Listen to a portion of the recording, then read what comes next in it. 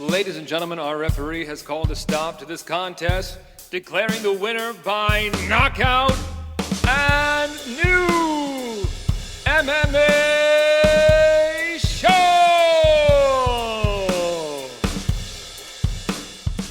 Greetings, ladies and gentlemen, and welcome to another exciting round of and new MMA show. I am your host, Michael Hansen. I do all kinds of astonishing things with microphones because I am a professional ring announcer and MMA cage announcer. And I am joined this week, as I always am, by my two buds who bring MMA punditry to new heights. Joining us first on the left side of your screens, all the way from New York, Mark Prio. What's up, bud? What's happening, boys? We have almost done it. It's been 25 dark, harrowing days without MMA. We've got a few more to go, but we're almost there. We get to preview some fights tonight, so I'm looking forward to it. Forgot my hat that I always need in this office to block this ridiculous glare. So for everyone watching on video, sorry. Nice. And joining us on the right side of your screens, all the way from the Sunshine State, the Nicaraguan nightmare, Omar Artola. What's going on, my friend? What's going on? Enjoying the weather down here. I gotta say, I've been peeking some of the weather in the north there, and shit is rough up there. It's real rough, man. Today was the worst day yet. Today was a feels like of -5. Yeah, It was similar here. It was very similar here. the wife showed me the temperature, and she was like, "We made the right choice." At some point, it doesn't even feel like -5. It just feels cold. Like, to me, I was thinking about this today. Like, I feel like anything below 30, it just feels really cold. So I agree. That's like kind of how I always operate. I'm like, whatever, it's cold. Today, I went outside. I had forgotten when I was leaving for work that it snowed like an inch, like a little nothing. So I go out. I didn't bring gloves or anything, but then I was like, shit, I got to clean off my car. So I didn't have gloves, so I hadn't even thought about it. By the time I finished cleaning off my car, Oh, no. my hands were in so much pain, I cannot even explain. And they never touched the snow. I had the thing. It was just from the air. That's why the cold bugs me, because the cold just becomes pain Yeah. after a certain point. Yeah. It's just painful. Yeah. Yeah. Well, speaking of pain, I had a hell of a weekend. This past Saturday night, I came down with the worst food poisoning I've ever had. And it was the most I have ever thrown up in my life. If this podcast was scheduled to take place 24 hours ago, I don't think I could have done it because I was still not myself. I was still like a vessel of myself. Yikes, Yep. dude. Yeah, dude. I had food poisoning. I've had food poisoning twice now. That shit is 3 days easy. And the first, like, I remember my poor wife is probably gonna have PTSD listening to this. I was like crying, hunched over, couldn't stop. Like, I was throwing up for 8 hours easy, Yeah. just in the bathroom, just sleeping with the water on. Bro, it was Yeah, I've the been there second too. day. It's terrible. The second day, you're just sleeping the whole day because you spent the Yep. whole day prior throwing up, literally Yes. the whole day. And I also feel like I'm always getting in the shower. I'm like, maybe if I just shower, like I'll feel better. And I felt I also felt so cold because all the blood in my body was like rushed to my organs to like preserve. Well, So you're my also feet, my sweating. hands were freezing. You're sweating all the time too because you're technically sick.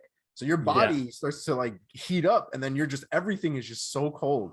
And I did this thing where I don't go all the way in the shower, but like I like run the hot water in the tub, and I put my hands in the tub, and I just sort of just lay in the tub just like that with my hands in the water, and I just kind of fell asleep like that a few times. You're a seasoned food poisoning person. Dude, it was the one time. Matter of fact, the first time I got food poisoning was when me and you used to work at Apple. Oh, and nice. I used to eat at this place called Sophie's, which is a Cuban restaurant. Great spot. I love Sophie's. Oh, I love Sophie's. Yes, me too. But the one on the east side, closest to Grand Central. Yes. Yeah, that's the one I go to. Once. Oh, I ate there a lot, actually, I should say. But Their the pernil last con time I twist. ate You ever had the there- pernil con twist? No, I don't eat pork. Oh, okay. Yeah, shocker. I know. My wife's not too great or happy about that, I should say. But I had the food there and went to work, had my lunch like normal, got home. I was like, I walked in and I was actually still living with my mom at the time. This was like a few years before she moved out. And she's like, "You look super pale." And I was like, "What the fuck is that smell?" And she goes, I just cleaned like hours ago. It doesn't smell in here. And I apparently was like hypersensitive to the smells in the house and just went immediately to the bathroom and I started puking up all Oh kinds of man. Yeah, man. It is Worse. rough. I've It had it a is few rough. times. I've gotten it a couple times from shrimp, and I've gotten it from Oh. one time I got it from a cart hot dog. Ooh, nice. That was like the most immediate one. That shit happened so fast. I can only think on Saturday I got it from a piece of salmon that wasn't cooked quite enough. It was delicious going down. Other than that, I ate mostly like, fruit and like other things throughout the day that there's no way it could have given me food poisoning other than that fish. So My wife is so skeptical of salmon that every time she gets it, she orders it well done. I I'm like, love it's not a salmon steak, so much. fish. You don't honestly, say well done. She's like, I say well done. That's how I I don't want even it. blame her. I don't even blame her. I don't even really eat fish like that, but whenever I do That's the order thing. salmon, I ordered it well done because I don't mess with it. Some restaurants ask you how you want your salmon cooked because Yeah. you can eat salmon like medium rare. Yeah. But not this time, man. Which made me so sad because I love salmon so much. Anyway, boys, we have gathered here to talk about mixed martial arts, not our episodes of food That was poisoning. a lot of minutes people just had to endure. Yeah. I think our lives are quite interesting. Yes. So as Mark alluded to, it has been quite the stint without mixed martial arts in our lives. We are finally rolling into 2022 with some fights on the calendar coming up this weekend. We don't have any fights to recap, of course, so this isn't going to be the longest episode. So we have kind of filled in some other segments that I think are going to be fun for you guys. So just starting from the top, we're going to go right into our MMA sphere to see what's going on in the headlines with Omar. Then we're going to go into some buy-sell questions that I have prepared for the boys. Then we're going to share some of our biggest, boldest takes for this calendar year, 2022. And then we're going to hop into the future this coming weekend, UFC Fight Night, Kattar versus Chikadze. So, gentlemen, before we get into anything, of course, at this time, as always, we want to thank our audience for joining us. If you're watching this on YouTube, please like this video, share this video, subscribe to this channel, hit that bell icon so that you never miss an episode. If you want audio only, we got you. Find us wherever you get your podcasts. And of course, find us on social media and follow us there at And New MMA Show in all the places. So guys, let us now jump right into inside the MMA sphere with Omar Artola. What's going on, buddy? What's going on, boys? We got a lot to talk about, to be quite honest with you. So let's jump right into it. So it turns out that Minotauro, Little Nog, Nogueira, is apparently coming back to boxing. Oh, I'm not really sure what that's about. you said Little Nog? Little Nog. Okay. But he's heading for boxing in Brazil. It's going down against a man named Leonardo Gumaides, who apparently has fought in the UFC a couple times. Yeah, I was just gonna say, fellow UFC vet. Yeah. It should be noted that Lil Nog does have boxing credentials. It's not completely random like some of the other matchups that have gone down in the last year or so. He did win a bronze medal for Brazil in the 2007 Pan American Games in Rio de Janeiro. So there's some credentials there. It's not, out of complete left field. However, the timing is probably the most left field, I think, out of that whole deal.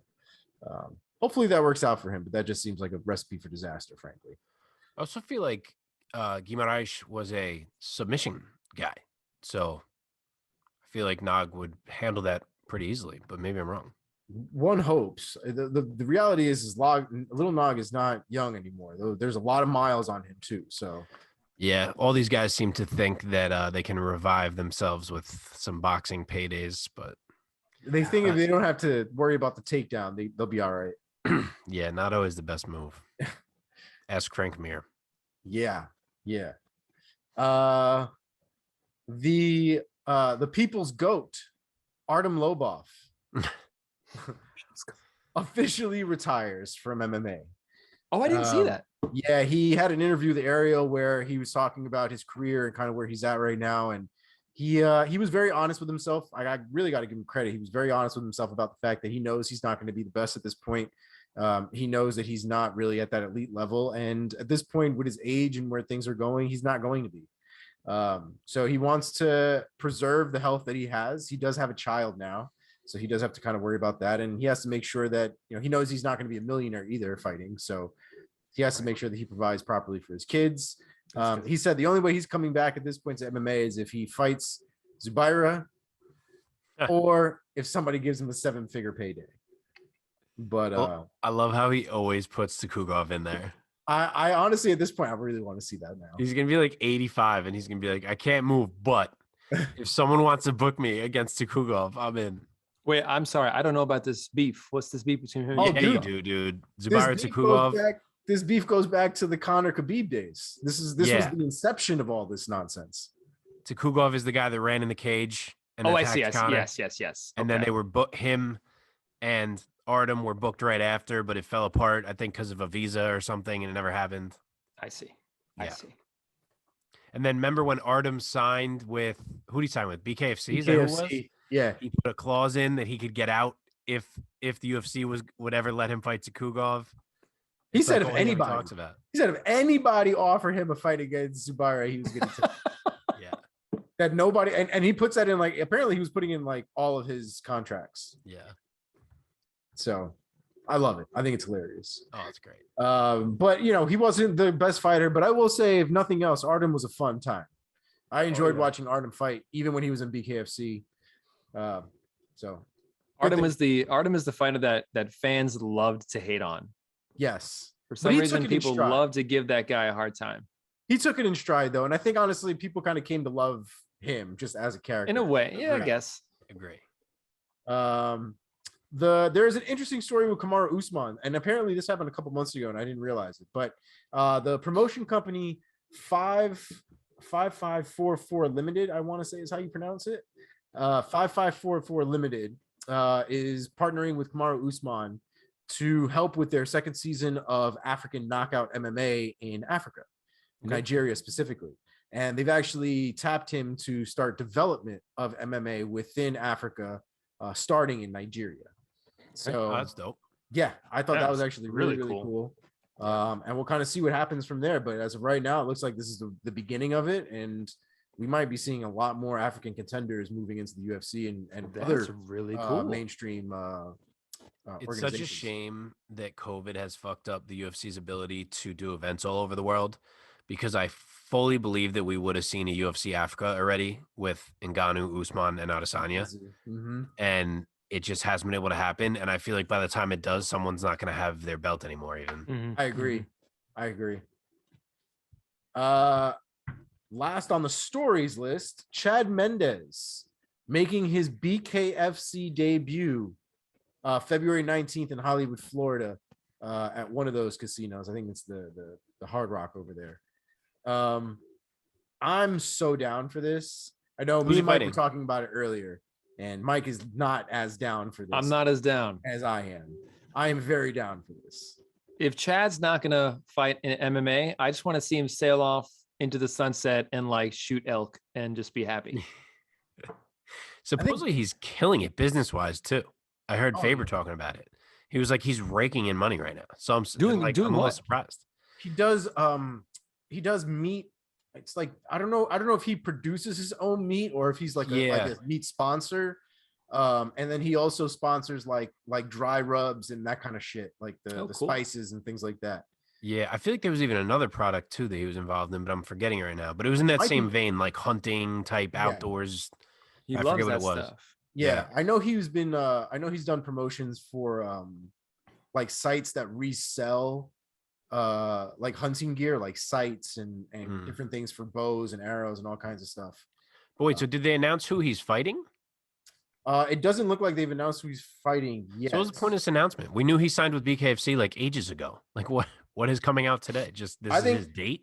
At the reality is, who the fuck cares who he's fighting? We were there to see Chad Mendes, I guess. But let me double check. It didn't say when I was looking it up.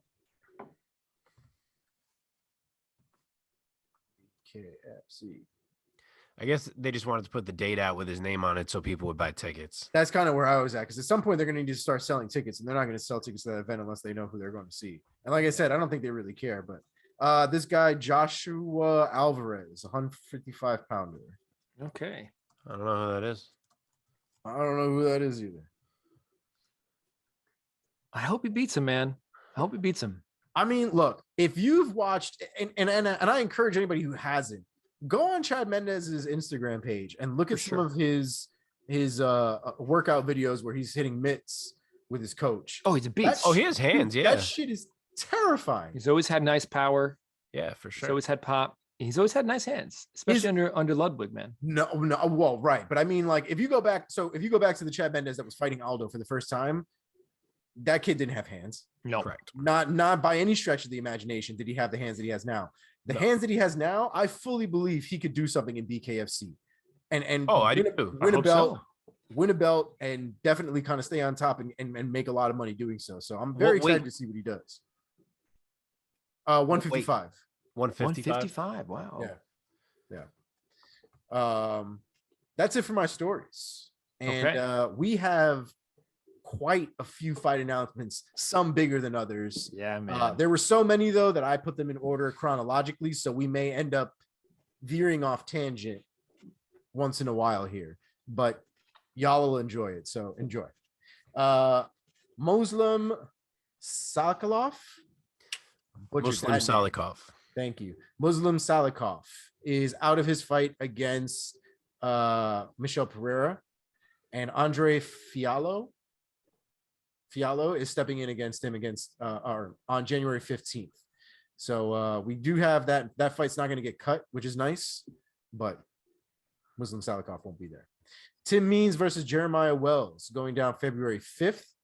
That's a fantastic fight. Actually. Yeah, it's a good fight. Derek Lewis versus Tai Tuivasa. Woo! There probably won't be very many violent fights and disastrous fights like that one's going to be this year. That one's going to be fantastic. That's going down UFC 271, February 12th. John Makdessi is out against his fight against Nasrat Haqparast, and good old Bobby Green stepping right in. Oh, nice. I saw that. Yeah. All of a sudden, that fight has become even more interesting than it already was. Way better fight, yeah. Yeah. So can't wait for that one. How good has he looked, man? How good has Bobby Green looked? A lot better. Granted, I would have liked to see him get a better opponent than Haqparast, but maybe he'll get it after this one. I like Haqparast. I know that he had his, he just. I do too, but after you beat Iaquinta, I feel like you're kind of past Haqparast already. No, sure. Well, I mean, I don't. Does that really say anything? Beating Iaquinta at this point? Yeah, I mean, yeah. Iaquinta just retired. Yeah, and he shouldn't. To be honest, I don't think he should have ever been in there again. He had been way out of the game, I think, mentally to a certain extent, just as much as he was physically. That's a good point. Yeah. So, Rafael Dos Anjos versus Rafael Fiziev. Ooh, great fight. The battle of such a good fight. I believe they called it the battle of the Hafas. Yeah. See who wins. That fight will be going down February 19th. Mm-hmm. Jim Miller versus Nicolas Mota. This is also going down February 19th. There is also some confusion because they had Nicolas Mota set up with somebody else. I can't remember who it was off the top of my head now, but they had there was announcements where he was fighting two different people on two different dates. So I'm not sure if maybe one of them fell out and it just wasn't announced, but the Jim Miller one seems to be the one that's sticking. So we'll go with that one. Jairzinho Rosenstrike versus Marcin Tybura. Yes. That is another violent fight right there. Yeah, man. That one's going down. That's a good one. And it's kind of like another chance for Tybura. Like he had this win streak, he got Volkov and he looked kind of shitty. And they're just like, all right, here's another shot at a super top guy. Like I'm surprised he got another chance at that big of a name. Yeah. And I think we're getting to the point too, or at least I am with Rosenstrike, where I'm like, are you more than just like the one trick pony? Like, are you the guy that's got more than just like the bombing right hand? Yeah. Because at some point, people, especially at the top of the heavyweight division now, they're going to be able to avoid that and kind of work a different game. And we've already seen that happen to Rosenstrike. So, well, it's still only Ngannou, Gane, and Blades. Those are the only guys that have beaten him. And those are the top guys in the division. I mean, Lewis and Stipe as well, obviously, but you know what I mean? I'm fully confident Stipe beats him, to be honest. Oh, I think so too. And I think Lewis does too. I think he's literally like under that 5. Yeah. And the big one, we might end up sticking on this one for just a minute. So hold on to your butts here. Colby Chaos Covington finally getting the grudge match in against Jorge Street Jesus Game Bred Masvidal. Yes. Chances are that shit's headlining UFC 272 March 5th. I can't imagine any other fight. Oh, they said it is five round headliner. I would have it is not official, but I'd have to imagine from it is official. Oh, it is official. Yeah, 5-round headliner. They moved Volk off the card to the next card. Yes. Wow. Yes, we're getting to that in a minute. But yes. That fight is, first 5-round headliner non-title that did not involve Connor or Nate since Anderson Silva and Nick Diaz. And let's be 100% clear. This is because of Street Jesus. 100%. If there was ever a validation of Jorge Masvidal's marketability, it was this. He probably hung up the phone and he was like, "That's right, motherfucker. I told you." Yeah. That man is a needle mover if you've ever seen one, to use the term. He's up there. And the grudge match helps for sure. Oh, man. The promos are going to be insane. Like, I hope they let them do a tour of just... They have so much footage on these two guys. Oh, they were God. Best friends and roommates. Yes. But now we get to see it done properly, right? We get to see the embedded. We get to see the countdown, where we get to see real in-depth bullshit about these guys before all of this nonsense went down. The deterioration. I want the tea, man. I want all the Omar tea. Loves the tea. The tea. I also love how they both act like it's the other one who has like delayed this fight for so long. Like Jorge's always like, this is the whateverth time they've offered it to Colby. He always turns it down. Colby's like, every time I try to fight this guy, he dodges me. He's already saying like, I'm sure he's not going to show up at UFC 272. He's saying like, just let him make it to the cage. Like, I love it. They're both just like acting like the other is petrified of the other, and really neither one is. I'm sure. And what a great fight, man. What a fucking great fight. I hope it is, but the reality is that on paper, that's a terrible fight for Jorge. I was just going to say that. Unless Colby fights like an idiot, he's probably just going to wrestle Jorge into dust. Yeah. Is it possible that Jorge could come out on top here and really dominate Colby? 100%. Yeah. Do I see it happening based on what we know about how these guys fight? Not really. Jorge honestly, if you count Colby as like a step below Kamaru Usman, like maybe Colby is Kamaru on his worst day. Let's put it like that. I still think he's better than Jorge Masvidal all around. Oh, me too. And I even think Colby's style could give Jorge more problems keeping his ass off the mat than Usman's style. Yeah. Usman's style, I think, is a lot more against the cage. I don't think he gives a shit too much about whether he's got you on the ground or where he's got you, as long as he's got you. Colby is very much about trying to get you to the ground. And he's the more relentless takedown artist. Like Usman, if he doesn't like the initial step or the initial shot or the initial, like he'll kind of let it go. Whereas Colby will just hold on to you until he has you down. Yeah. So I feel like that's not a great recipe for Jorge. If I'm him, I'm just trying to get in Colby's head as much as humanly possible so that Colby comes out and tries to swing. I will say the one difference I think at this point is going to be the power, right? There's still nothing to indicate that Colby doesn't have pillow hands. Yes. The way that he fights, he's a pitter patter. He's a pitter patter, and he's a very big guy when it comes to volume. Like he'll put the volume on somebody like crazy, but that only happens because he has zero power behind most of his shots, if not any of his shots. I hope that Jorge's chin is fine after Kamaru separated it from the rest of his face. Yeah. I mean, that was a bad one. I mean, that's pretty much as bad as they come. He's taken a lot of time off. Yeah. He's gone and he started his own promotion since that happened. Yep.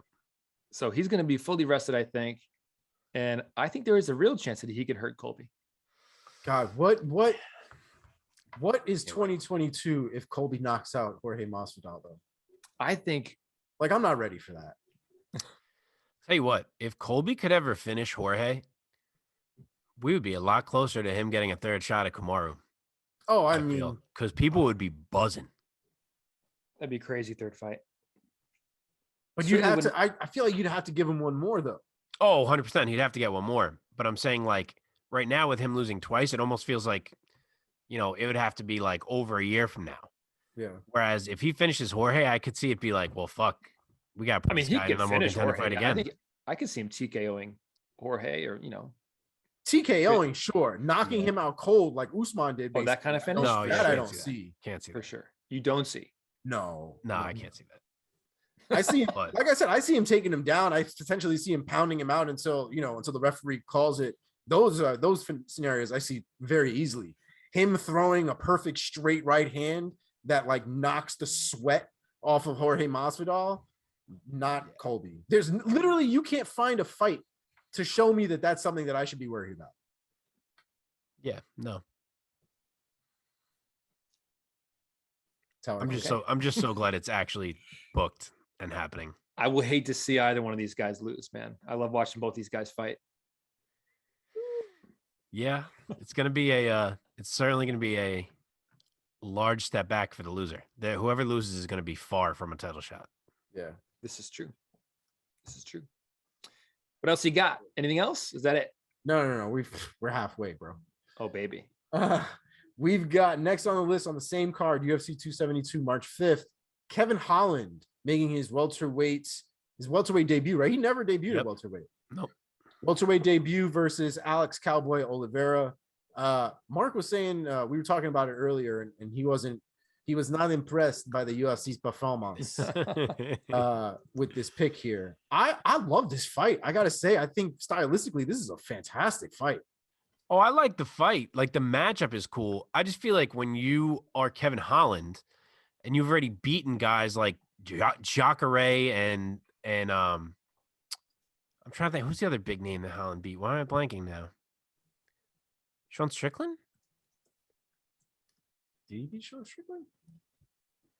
I'm blowing it right now. Oh no, Brendan Allen I'm thinking of, but now Brendan Allen looks like he's maybe not as good as we thought. But anyway, I just feel like when you've already beaten guys who are like top 15 level at middleweight and you come down to welterweight, I thought he was going to fight someone who's at least near rankings. Like Alex Oliveira is nowhere near rankings. Yeah. But it's an interesting still a fun matchup. It's a very fun matchup. He's gonna be much bigger than Cowboy Oliveira. Mm-hmm. I hope he be much bigger than most. Oh yeah. That's I think it's gonna be. I'm gonna be picking Holland to win, but Oliveira is he's a talented striker. Because Kevin Holland's a big boy, and you're asking he's pretty good everywhere. Asking him to cut another 15 pounds. That's man. It's a lot. That's gonna be the first fight. See if this guy can actually make 170 on scale. Yeah, and he's got Jimi Hendrix, Johnny Hendrix, Johnny Hendrix as his coach, who, let me tell you, doesn't inspire confidence when we're talking about weight cutting here. So this is true. I'm just slightly concerned is all. All right, going down the list some more. Jalen Turner versus Jamie Malarkey added to March 5th. That's a fun fight. Yeah, it's a very fun fight. JJ Aldridge versus Ariane Lipsky. Oh, love her. That one's going down March 12th, so there'll be a fight night. On that same card, Drew Dober versus Ricky Glenn. I didn't see that. Yeah, that's a sleeper fight. That's a fight that I don't think a lot of people are really going to talk about. But when it goes down, they will. Yeah, 100%. Matt Brown has been rebooked against Brian Barberena. That one's going down March 26th. I'm not really sure why it's so far away. True. But whatever, at least it's booked. Yeah. Getting into some meat and potatoes here. Aljamain Sterling versus Peter Yan 2 has been officially booked and dated for UFC 273 April 9th, along with Alexander Volkanovski versus Chan Sung Jung, both on the same card. That's an interesting matchup. Interesting. And I've been going back and forth with how I feel about this matchup because it seems a little random to me. Yeah, it's not my favorite. I agree. You'd think a guy would have to be coming off more than just one win to get a title shot against Volk. Yeah, but he just got finished by the guy Volk beat. Right. And Volk called for it. And I think that's really the only reason. Yeah. That's the only reason it's happening. And you got sorry, go ahead. I was just gonna say personally, like I get it. I guess you don't want to go Yair because he just lost to Max too. But like, I really don't understand the reason you don't let this fight play out this Saturday. Because again, say Kattar wins on Saturday, then all right, it's still murky. Maybe it does end up being Chan Sung Jung. But if it's Chikadze and he's fucking 8-0 in the UFC, and say he finishes Kattar, I would much rather him get the title shot than Zombie. Great take. I just feel like he deserves it so much more. So I don't know why they couldn't wait a few more days and see what happens with that fight. But I also wouldn't have been mad at Yair Rodriguez getting a title shot either. I mean, granted, there are some asterisks there, but there are some asterisks with this one anyway. So I feel like Yair is similar to Zombie. Like you could nitpick him too. Like the last time Yair won a fight was 20. What? I'm trying to think. 2019? Yeah, 2019. So I feel like you could nitpick him too. yeah.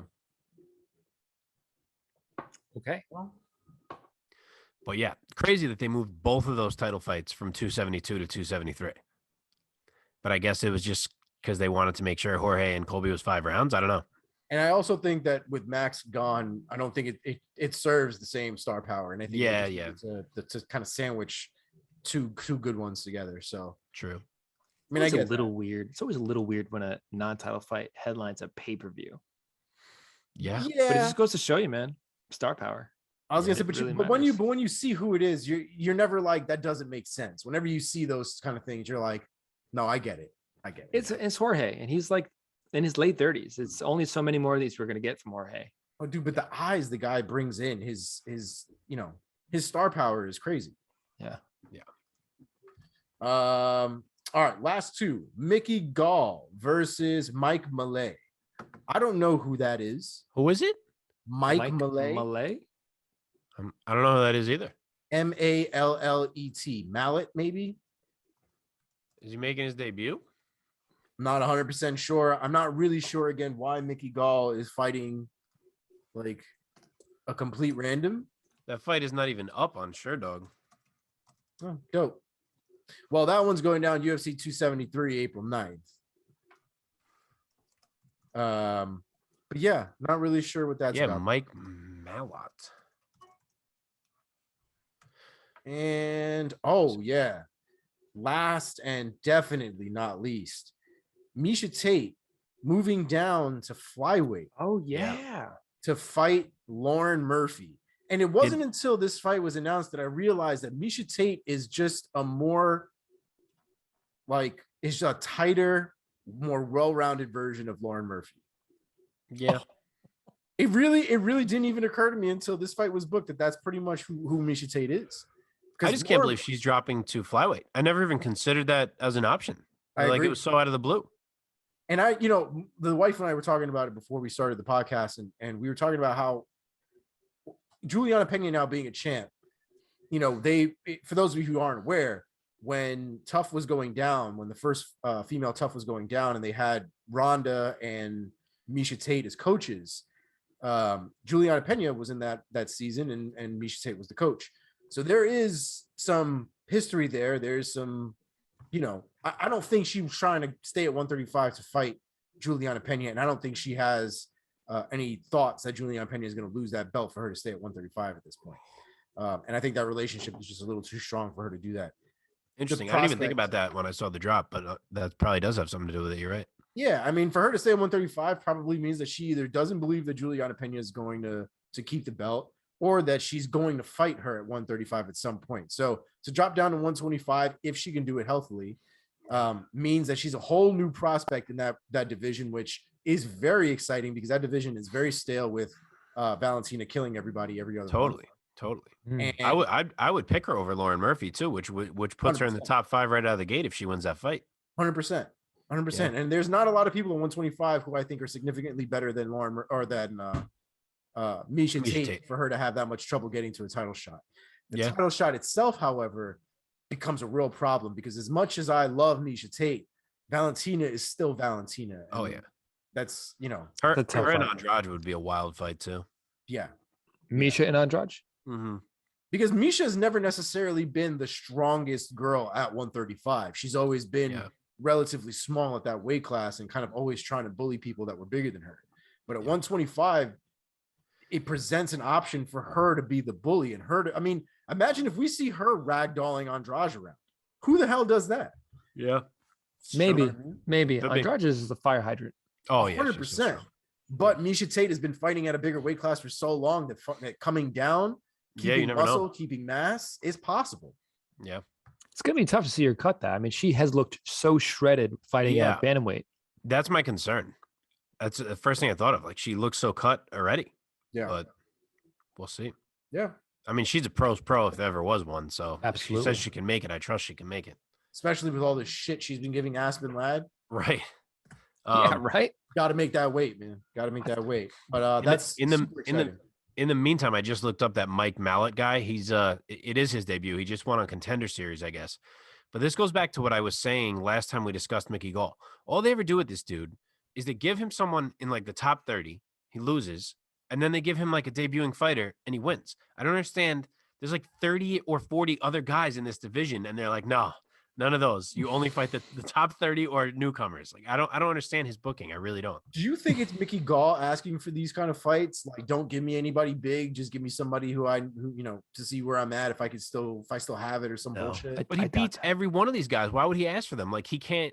Why wouldn't he be like, all right, I lost to top 30 again, but like, give me top 50. Like, give me a different vet. Like, I don't understand it. Yeah. Yeah. I'm not really, like I said, when I saw the fight announcement, I was wholly confused as to why this was going down. But, Yeah. you know, I feel like it's the story of Mickey Gall at this point, or has been anyway. Yeah. Well, fellas, I appreciate y'all for joining me in the MMA sphere. That's all I got for you. Thank you, sir. Thank you so much. Quite a sphere. It was quite a sphere. It was spherical. Stupid. Okay. Now, folks, we're going to hop into our next segment. We have done this a little bit before. We're going to do it again, a little more rounded out. This is going to be some buy or sell questions that I will be posing to Mark and Omar. So here we go. Question number 1. I have prepared, I believe, 10 questions. So here we go. Baby. 10 rounds, baby. Okay. Number 1. Jorge Masvidal betting underdog knocks out Colby Covington. Buy or sell? Mark, go first. Sell. Omar. Bye. He's buying it. Oh my God. I thought you just said you think Colby beats him. Yeah, man, but you know I'm here to see Colby get knocked out. That's what I'm here for, though. But it's buy or sell, Mark. Oh, boy. That's what I'm here for. Okay. Khamzat Chimaev will be a UFC 2 division champion. Buy or sell, Omar. Oh, Like in the near future or ever? Did I stutter? ever, right? Yeah, sure. So He's selling it, Mark? I'm gonna sell it. Oh. Two weight as in at the same time? I did not specify. I'm still gonna sell it. Still gonna sell it. Still gonna sell I it. certainly think he could be welterweight. Doubtful Middleweight might be for harder. middleweight. Okay. Here we go. Next question. 2022 will be the biggest year of MMA boxing crossover fights yet. Buy or sell, Mark? Buy. Omar. I buy it. Biggest we- as in the most or as in money? Because that's actually a different question. What do you think? You think If you meant money, I sell it because it ain't gonna be more than what Connor and Floyd did. But if you meant the most of sure. it happening, then I buy it. Yeah, that's really what I meant. I meant like Buy it's it. going to keep Yes. this thing is going to keep going and keep growing. We're going to keep getting more and more of these kinds of bookings. Yes, I The buy it. snowball effect has fully taken form Yes. here. And until it crashes and burns in some wild and crazy way, this nonsense is going to continue to go on. So It's probably never. I mean, it's going to keep growing. I'm like, and when I was forming the question, I was thinking like, is it going to keep growing before it shrinks? But it's probably never going to shrink. It's probably going to keep growing and then just morph into something else. Yeah. Could see it. I don't know. It's It's- going to become it's- like. Have you guys seen this like pillow fighting league that's now a thing? It's like pillow fighting MMA. No.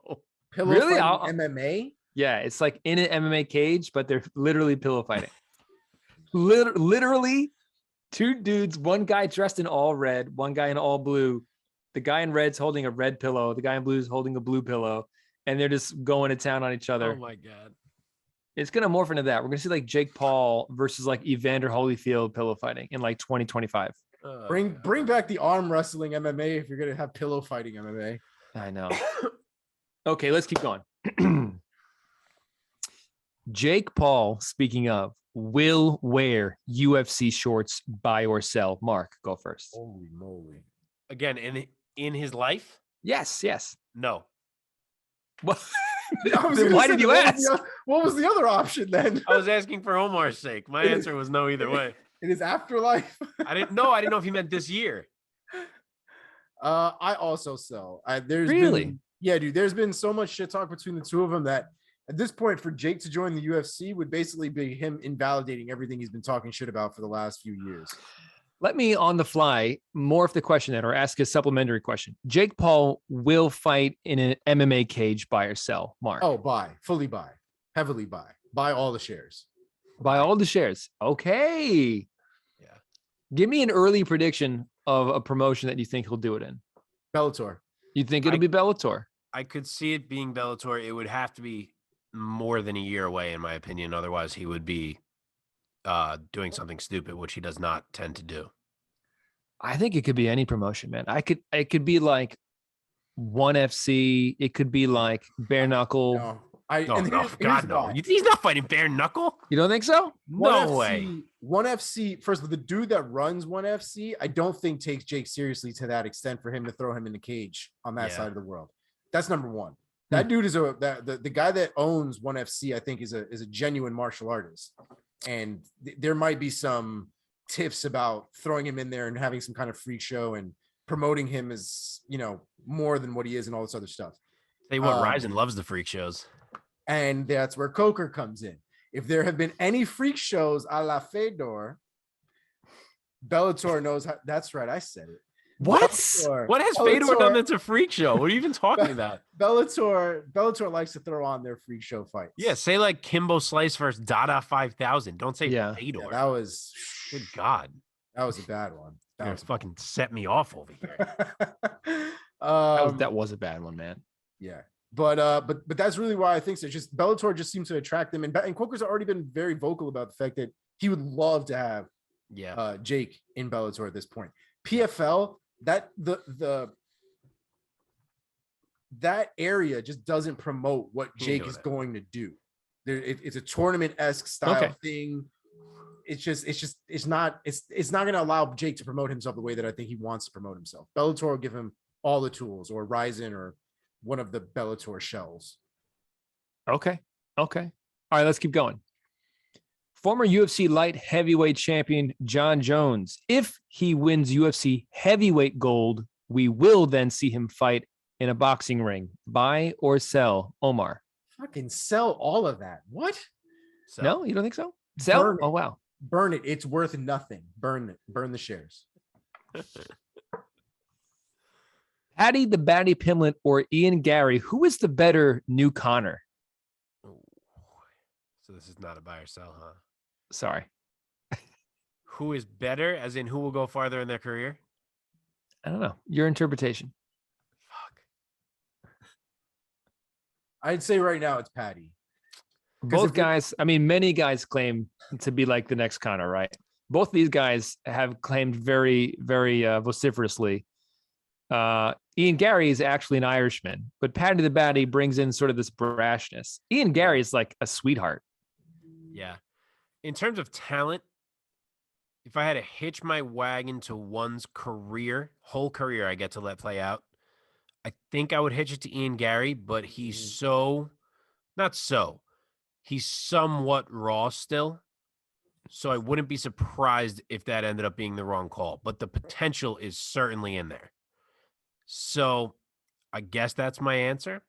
I think the safer play might be Paddy. Omar? The way I interpret it is, like I said, I think we've talked about it before, about that feeling that you got when Connor kind of burst onto the scene, and just how exciting it was, and just kind of everybody was all electric when he got into the octagon. And Ian Gary, while he's great, he was fun to watch, didn't bring that same electricity that Paddy brought. So for that reason, I'm going with Patty. By Omar's definition, I also say Patty. I hate Patty's comparison of himself to Conor. I think he's nothing like Conor. He's not not the way he fights. Yeah, he's not. Yeah. Just because he tries to be like brash and loud on the mic does not mean you're like Conor. Yeah. Anyway, I mean, okay. It's not a bad name to associate yourself with, you know. This is true. The truth is, you know, we're the three of us, and anybody who'd been watching for the last, 5 or 6 years have probably watched some of the most exciting events unfold in MMA when it came to Conor McGregor's entrance, his rise, his like king shit for like the 2 years he was on top before the Floyd Mayweather and the decline of the school bus or the dolly in the bus and all that stuff. But like those 3-4 years, man, I mean, those were legendary. Legendary fights, legendary years, man. There will never be another Conor McGregor. There was too many little secret things in the sauce for anybody to be another Conor McGregor. But there will always be somebody to kind of remind us of that nostalgic feeling of what we felt in those times. But there won't be anything ever like that. We were lucky to be alive for that. Yeah, man, for That's sure. Well said. Let's keep going. Former UFC bantamweight champion Cody Garbrandt will win a fight in 2022. Buy or sell? Mark. Buy, because I hope these people are smart enough to like let him go down the line a little bit and not just only fight top 5 guys all the time. So I'll say buy. Omar? Yeah, I'll say buy just because that's just going to be rough if he can't win at least a fight in 2022 at this point. So I'll buy just for his sake. Okay, silly one. Dylan Dennis will fight in a boxing ring before the next time he fights in an MMA cage. Buy or sell? I'll sell it. I don't even know. Who knows with this guy? Who knows? Yeah, I'll also sell it. I think the guy doesn't fight at all before he fights in a boxing ring. Okay, last one. Conor McGregor would knock out Jake Paul if they fought regardless of sport context. So whether they fought in a ring, a cage, wherever, Conor would knock out Jake Paul. Buy or sell? Well, it's different answers. Yeah. Oh, you think so? Yeah. If they fought in a cage, Conor would knock out Jake Paul in his sleep. Fair. Because he would use kicks. Yeah. And there's also a lot. There's also a lot. The fuck else. You would see Conor become a ground boy all of a sudden, doing all kinds of that. Yeah. I don't think so. Oh, I do. I wholly think so. Boxing is tougher just because Conor's so much smaller. That's really what it is. The reach is going to be a problem. The power goes away because of how much taller Jake is. And boxing gloves are on. And Jake can crack. I mean, if Jake lands a punch on Conor, who's like, I don't know, 5 inches shorter than him, he's gonna knock out McGregor. He's like 2 whole weight classes smaller than Jake. Yeah. It's in a boxing match. That's like the worst thing he could do. MMA, I think, would gun to my head. I have to pick someone to win. I'd probably pick Conor, but like it's a fight I never want to see because there's things that concern me, and I don't ever want to see Conor lose a fight to Jake Paul. And that's the thing. Like, I don't even think it would really mean anything because if Jake Paul lands a lucky shot, which is basically what I feel like the game plan is going to be the entire time, it doesn't even really become a fight. It becomes a roll of the dice for 10 rounds. It just, it's not really anything intriguing about I don't know if I think Jake could touch Conor like that, though. That's what it comes down to.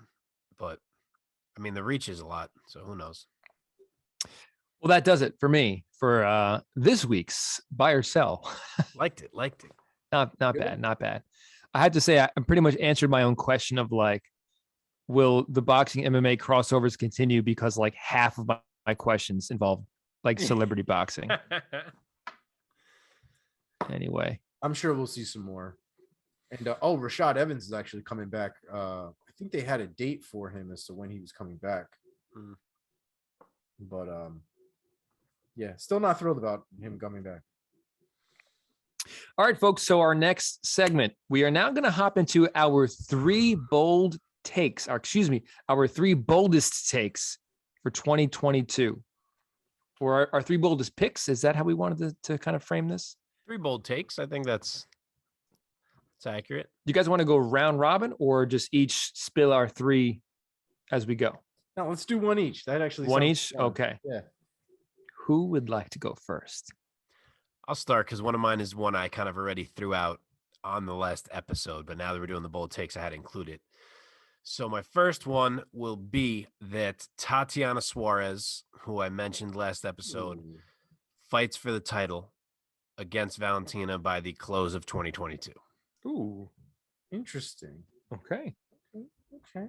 I actually just saw her post like 3 days ago that she's ready to go and healthy and cleared and looking for a fight. So if she can get one, win another one, I think that's definitely possible. Okay. All right, I'll go next. John Jones heavyweight title shot will be scheduled for July of this year. Oh, He will not make it to that fight. That is the I bold can't take. argue with He it. will not make it to that fight. It will be scheduled. It will be official. They will sell tickets for this fight. By the time the goddamn date rolls around, he will not be able to fight for one reason or another. Promise you. like it could be an arrest. It could be drugs. It could be he pops. It could be anything. Anything. Okay. My first one is that Max Holloway regains the featherweight title this year. Love it. I don't like that he's going to have to be doing it after some point. however long this layoff is. Exactly. It's not, I put at some point. But I mean, yeah, maybe he's not going to come back to an immediate title shot. That would suck for Maybe him. not. I didn't even think of that. But yeah, I'm still with it. I still think he does it. Mark, what's your second one? Oh, it's me. Second one is that Conor McGregor returns this summer and goes 2-0 in the year 2022, putting himself just outside of the title shot by the time the year's over. Okay. Omar. This one wasn't next, but it might as well be now. Conor loses the Diaz rematch, retires from MMA. Wow. Wow. That is a bold take if ever I've heard one. So you think that he's going to fight Diaz this year? Or if not this year, yeah, this year. It just seems like that's the big moneymaker at this point. Everybody kind of keeps hyping it up. I don't necessarily think he's going to fight for a title, and I don't necessarily think he wants to climb the ladder the traditional way. But I don't know. I think he's only got to win a couple, man. He's Conor McGregor. But there's just something, he hasn't been the same, man. In almost every aspect, he hasn't been the same. And I think he knows it. And I think if he loses to Diaz again, I don't think that's going to sit well with him. And it wouldn't. By the way, have you heard what's going on with Nate? No, what? Supposedly the UFC wants to make the Poirier fight, but they have been trying to tell Nate that he can't have it unless he resigns. And that's why it hasn't happened yet. You mean like resigns, like his extends? contract. Yeah. This is his last fight. Yeah. So they're apparently telling him unless he signs on a new deal, then they're not booking it. Wow. Why? That's a dangerous game, bro. I actually forget now. I saw two different reporters tweet that, but now I forget who they were. So they're like, we want you to sign on for a 3-fight deal to, keep you on the UFC's roster. And that's the only way we're going to sign you to this Poirier fight. Right. Because they know Nate wants to walk and they know he wants to fight Poirier in his last fight. So they're trying to use it. Right. Wow. That's a dangerous game, though, that they're playing. Because at the end of the day, they still legally have to offer him at least, I think, 3 fights a year. And they can offer him, to be honest, shitty fights. They don't have to offer him any fights that he wants. They just have to offer him fights, period. So he could take a shitty fight, leave, go to Bellator, or go somewhere else. True. Well, they'll pay him a lot more money or something like that. Right. That's a dangerous game they're playing right now. Yeah. Wow. That's crazy. I did not hear about that. My second one is that I think that Conor McGregor will be the lightweight champion by the end of the year. Wow. 3 wholly different takes on the same man. You know why? Because who knows, man? Who knows? Stuff happens. I love it. I almost said the same thing. I just, in my mind, I was like, I don't think there's enough time in the year if he doesn't come back to July. All right. My last one is that by the end of the year, we will see Michael Venom Page debut in the UFC. Oh, I like that. and I would love to see that. That was one of my bonus ones. Oh, nice. That Wow. was one of my bonus ones. Yeah. All right. My last one then is Dariush beats the holy shit out of Islam. Wow. Wow. That would be something, man. Not a That would close be fight. unbelievable. Like he beats Islam. That would be Wow. incredible. That's That where would I'm be at. incredible. It really would be. Mic drop. And then we would all know what would happen between Tony and Khabib. Questions would be answered. Kidding. And my third one to round this thing out is that by the end of this year, TJ Dillashaw will regain the UFC bantamweight title.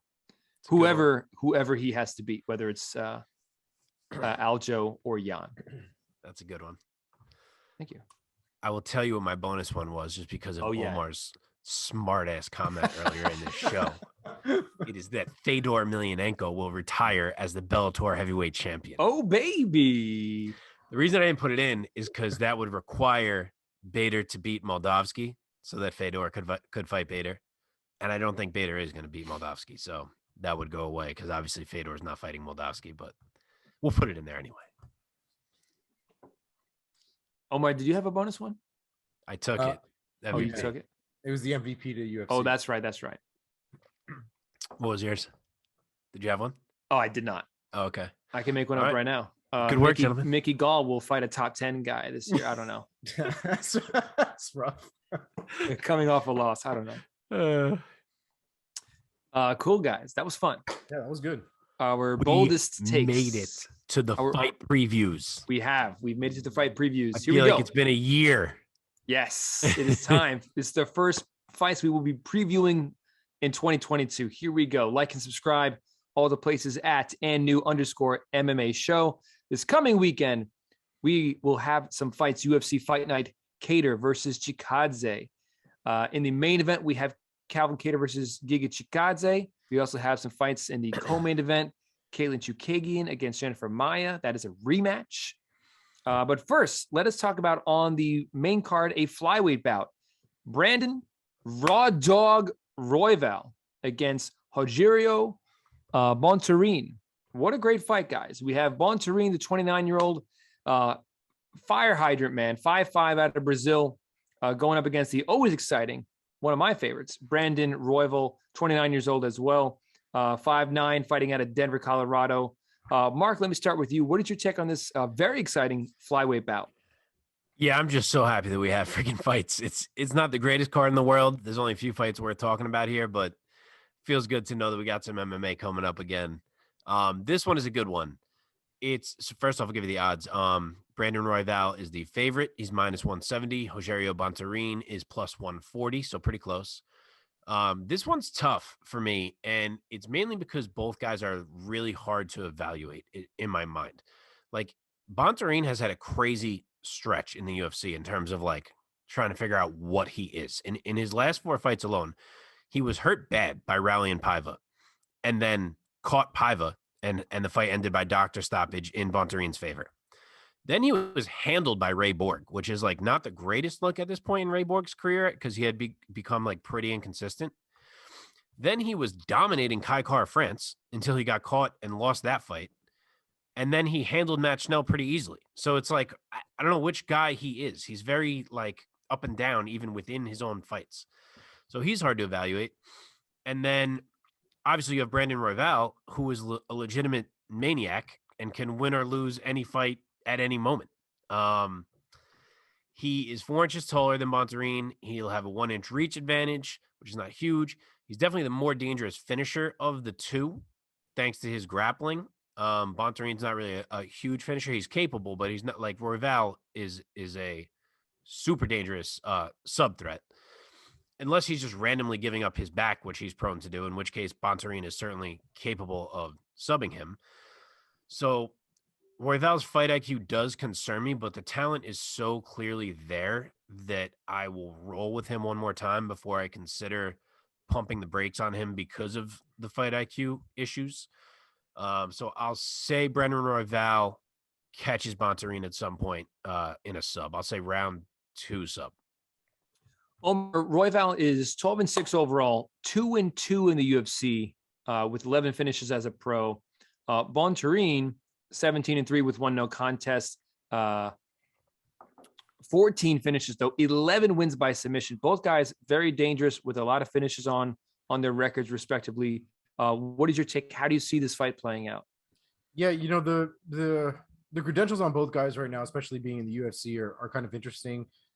Royval kind of has, I feel like, has a couple more elite names at this point on his resume. The fact that he's lost to them, for me at this point, is kind of immaterial because they're experiences. And like we've been talking about how crazy Royval is and kind of his fight IQ and the fact that he likes just almost kind of Hail Mary a lot of his choices when he's in the cage. I can't imagine that he continues to do that after losing to 2 top contenders, right? Brandon Moreno at the time wasn't the champion, but he wasn't that far away from becoming the champion shortly after their fight. For Brandon Royval to have been in the cage with him fighting the fight that he did, that should be validation that he's right there. He's not that far away from the elite. It was the same with Pantoja. Pantoja ended up winning that fight, ended up choking him out. Look at Pantoja when he got up from that fight, though. Pantoja was fucked up after that fight. Mm-hmm. Like, he went through hell to get that submission. And that's what Royval brings, is he's going to injure somebody. He's going to make people go through hell. He just needs to be just a bit more purposeful with what he's doing so that he doesn't get caught up in his own fire. And like I said, I'm hoping that with the last 2 losses that he's had, that he's able to make those small adjustments to just be a little bit more patient in a lot of those roles and transitions and stuff like that, so that he doesn't end up on the bottom, he doesn't end up on his back, you know, that he can take advantage of those crazy moments. Because if he can, that kid is not only going to win this fight, he's going to be a serious issue in the division. Yeah, man. That was really well said. I like that. You got to pick? I'm going to go with Royval for this one. I like I said, I really don't think he hasn't made. I can't imagine he hasn't made any changes in his game at this point. So I'm going to go with Royval by submission, 2nd round. Wow. Same. Has Bontorin lost by submission? It's the first for everything, but still. That's a good question. As guy has a hell of a. He does have a hell of a record, man, as a pro. He has, but it was way back. It was way back before even the contender fight. It was 2017. It looks like. While Mark is looking, I'm just going to say I'm going to go Royval by unanimous decision. I think he's going to do what he needs to do to get Bontorin out of there, but I think he's going to score enough and he's going to take one on the judges' scorecards. So interesting. He's won 1 fight by decision. That's how wild Royval is. Royval. Yeah. Yes. Yeah, man. Makes sense. Yeah. Cool. Keep going. Let's keep going. Yeah. In the co-main event, a women's flyweight bout, Katlyn blonde fighter Chookagian against Jennifer Maia. This is a rematch. We have Chookagian, 33 years old. Oh, by the way, real quick, all 3 fights that we are breaking down, the 2 fighters are the same age in all 3 fights. Wow. So Chookagian, 33 years old. She's 5'9". She's from Quakertown, Pennsylvania. She's coming with a 16-4 record. She has won 13 of those wins by decision.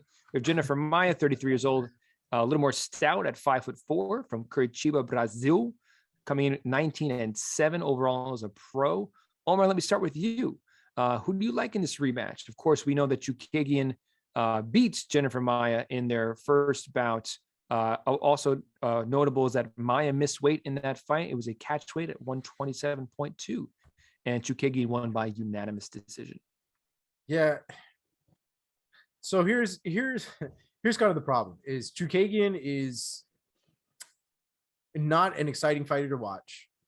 She has this tendency to coast a lot, where she'll do just enough to kind of get by, win the rounds, and you know, she's content not losing, if that makes sense.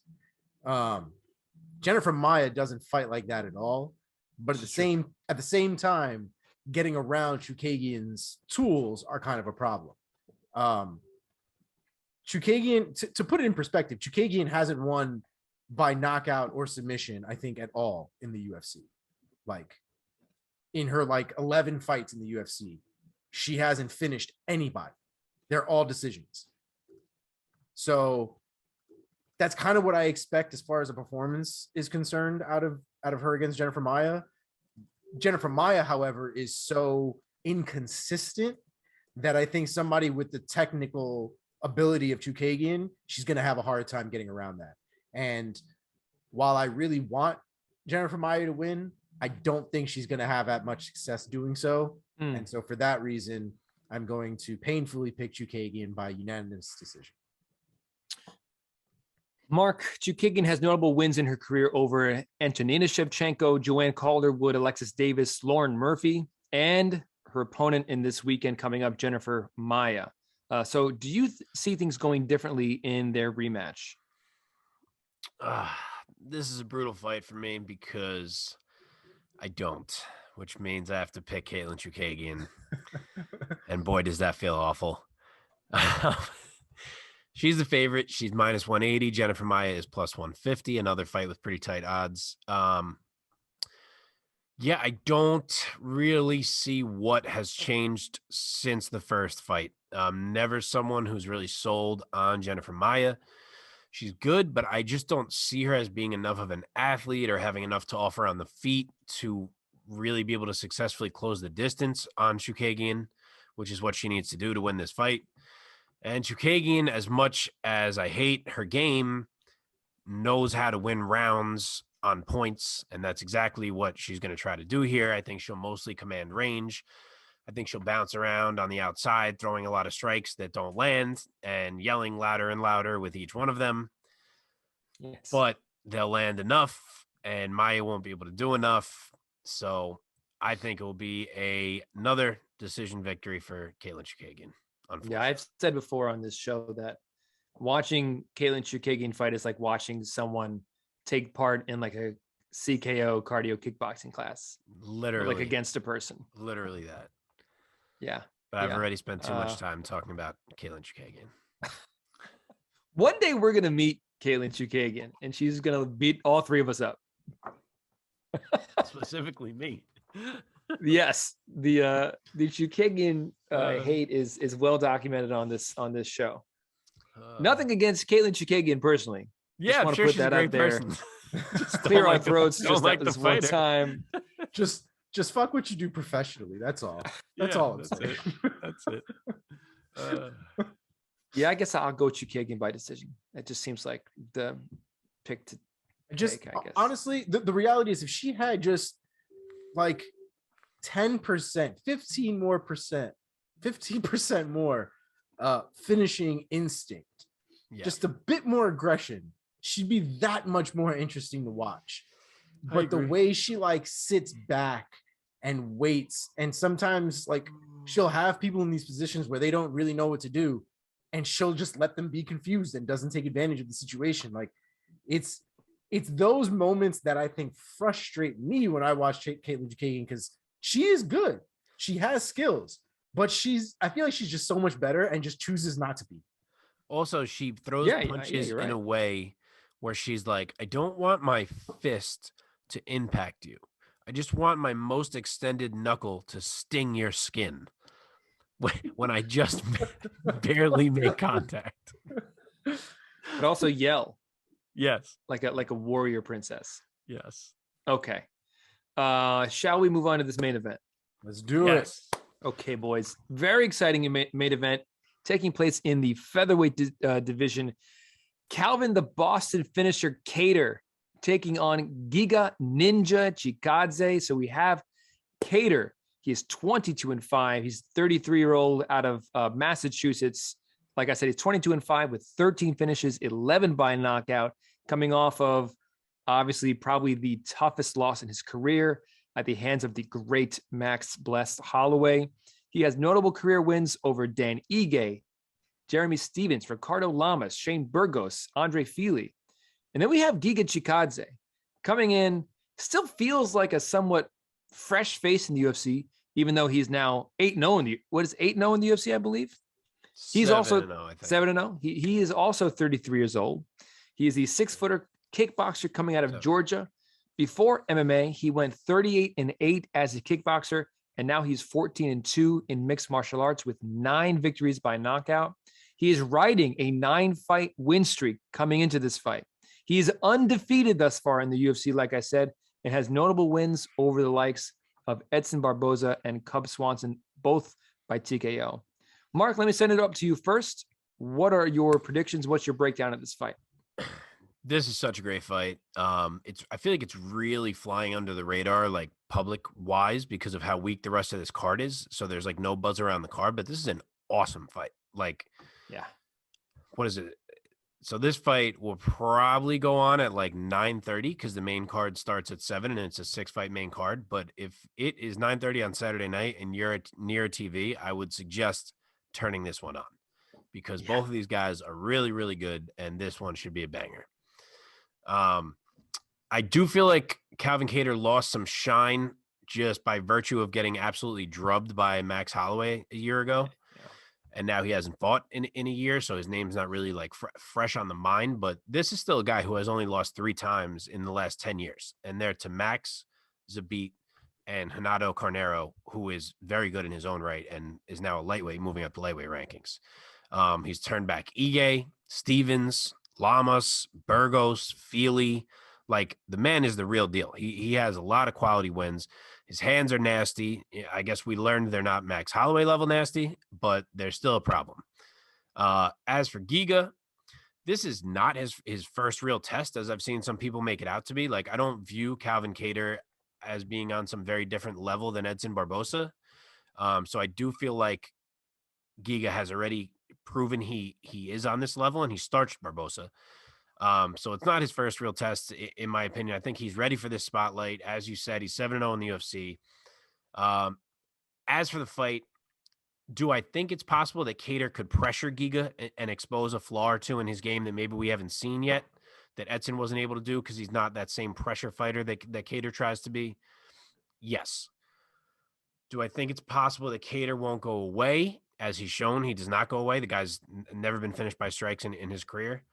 And that he could win a round or two late if Giga's form doesn't hold late in fights, which we're going to find out for the first time. Yes.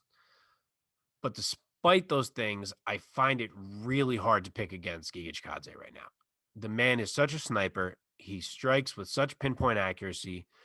His kicks are a real problem, and that's where my mind keeps going back to when analyzing this fight, because Calvin Kattar fights with a really high guard. And I think it's because so much of his game has come from boxing, so that's what he's used to. But his guard is high. He's been susceptible to body kicks and leg kicks in the past. And against Giga, you're not going to last letting yourself get kicked like that. Like, you're going to go down in a heap. So based on that alone, I got to go with Giga.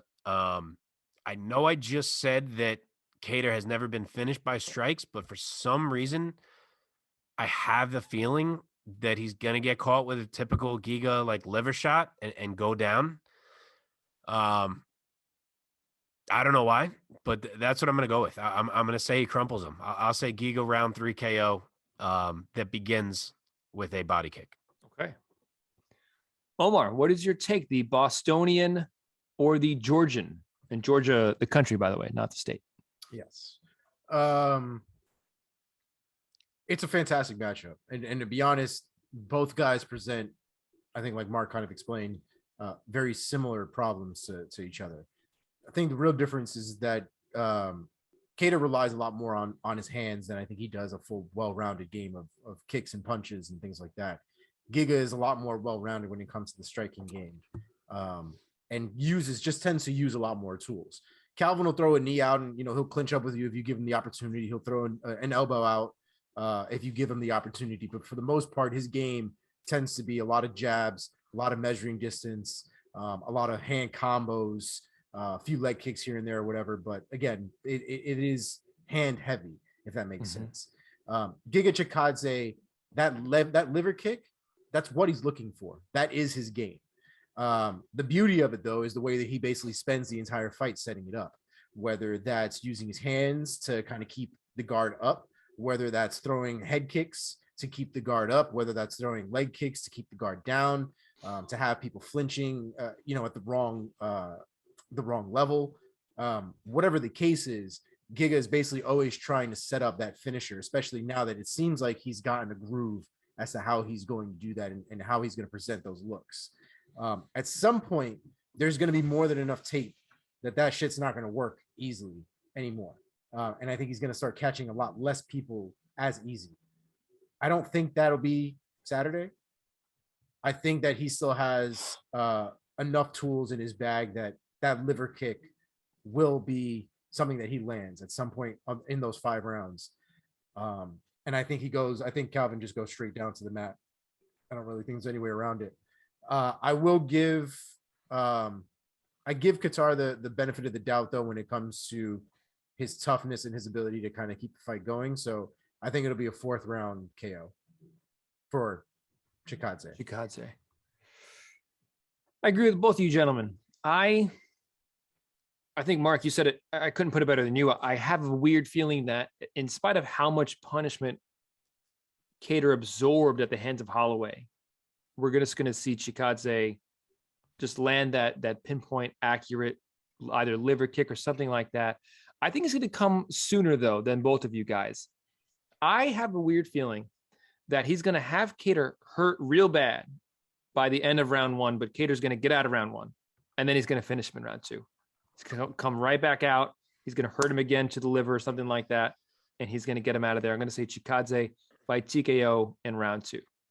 That would be a big statement to do it that quick. Oh, and it's also crazy that we all just picked Calvin Kattar to be finished when he never has. Yeah. Well, finished by strikes that never has. Because it's Giga Chikadze, man. It also shows you how like, good this guy looks. For a guy to come off of a loss like that against Max Holloway and then feed him to such an elite striker in Giga Chikadze, that's tough, man. I feel for Kattar. Yeah, I agree. I didn't give the odds. Giga is minus 240. Kattar's plus 200. Yeah. Well, I mean, there you go. Yeah. Looks like we're not the only ones picking Chikadze to win. Yeah. But this is what I meant earlier. Like, if what we're saying we think is going to happen happens, that's the man that should have fought Volk. Yeah. You're right. It would have given him a 10-fight win streak. Undefeated in the UFC. Yeah. He has, if that happens this weekend, Chikadze will have ripped through the featherweight rankings. Yeah. I mean, torn through them. All the way up to the top. There'll be, there'll still be 5 guys above him? What's Kattar ranked? Is he 6? Or, sorry, is he 5, I meant? 5 guys above, including the champion? Oh, I don't know. Calvin's 5. Yeah. So there would still be 5 guys above. Including the champ, yeah. Yeah. But yeah. Even still. Yeah. Any other points you guys want to make on this main event? Don't think so. Any other fights you guys want to highlight from this fight night card? Yeah, I'll throw it out there. I'm confused as to why Brian Kelleher and Saeed Yakub Kakramanov is on the prelims. Because that's a pretty good fight. And on a card with such a weak main card, I don't know why they wouldn't throw that one on there. But yeah, it's a really good prove-it fight for Kakramanov, who looked fantastic in his UFC debut. And Kelleher, I feel like, is such a great measuring stick at bantamweight. Like, basically everyone who is not going to be a contender, he handles them. Mm-hmm. And then if you are, he kind of struggles with you. Like, he's that perfect barometer. So I really like this fight. Kelleher's dangerous. He can finish fights with his hands, with subs. He's a small underdog here. He's plus 135. Kakramanov is minus 160.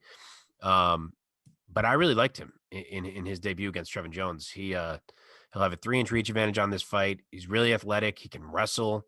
I think he can match Kelleher's pace. I think he's someone to watch, and I think he's going to beat Kelleher. I'll take him to win a decision and go to 2-0 in the UFC. I can only imagine that Kakramanov and Kelleher are on the undercard because Kakramanov is still so fresh in the UFC, it only being his 2nd fight in the UFC. Yeah. But it's even Kelleher still has more name value than the rest of the people on the main card. So I don't know. True. One of the best nicknames in the sport. Boom Kelleher, man. Brian Boom Kelleher. Yeah, that is a good one. I do have one as well. Gabriel Benitez is going to be fighting TJ Brown on the undercard as well. You guys know me. Gabriel Benitez is always going to have a place in my heart. I love those kids from that season of Tough Latin America. So he's a fantastic fighter. He's kind of win one, lose one in the UFC so far, but the kid's literally never been in a boring fight. So I'm always here for it, and I just won't root against him. So Keep an eye out for that fight too. We should also mention that when these cards come out and they're not like the biggest cards on paper, most of the time that just really means that these cards don't have any kind of, there's no stakes to them. Like there's nothing, like once we end these cards, nothing really changes. Not a lot's going to happen. But like these are generally the cards where people have these crazy performances. There's finishes all the way around. Like there's so much to talk about after the fact. There's just not a lot to talk about leading up to it, just because there's just not a lot of stakes on the line. There's nobody about to get a title shot, for example, or moving up the rankings in a significant way or anything like that. So that's, just as an FYI for those listening. Yeah, it's fair. It always does seem to be the random cards where it's like nonstop finishes. Yeah. It's not a bad card. It's just, if anything, if nothing else, it's sort of like a card that just doesn't hold any significant value of movement or status, I guess. Yeah. For sure. But like 4 years from now, it could be like, oh man, remember when Kakhmanov was on the undercard of this card and he fought Brian Kelleher? Yeah, for sure. Happens all the time. Well, with that being said, gentlemen, let us bring this one to a close. This was a fun one. I love this one. And let's thank our audience one last time. Thank you, ladies and gentlemen, for sticking with us for this, our 25th episode? Yep. Oh, baby. Quarter century. We're a quarter century. I was just going to say. Go right ahead and like and subscribe to this channel on YouTube. Share this video with somebody who you know who loves MMA, who might not know us yet. Hit the bell icon so that you never miss an episode. If you want audio only, find us wherever you get your podcasts. And of course, find us and follow us on social media at @&new_MMA show. That being said, gentlemen, any party shots? Thank you guys for listening. We're back. We got fights every weekend for the most part again now. So we're back. We're rolling. Every big fight, every recap you want to hear, previews for big fights, all of it. We're the place to be. Tune into us. Yes, sir. And you guys already know that we have you during the holidays as well. That's going to be our thing going forward. Yeah. So we've got game shows, we've got trivias, we got all kinds of stuff that we're trying to cook up. Anything you guys like, please let us know. Anything you guys want us to try, definitely let us know. These games have been really fun. So I'm here. Yeah, man. So fun. Hey, don't get food poisoning. We'll see you guys next week. What a great way to close. Peace. Peace.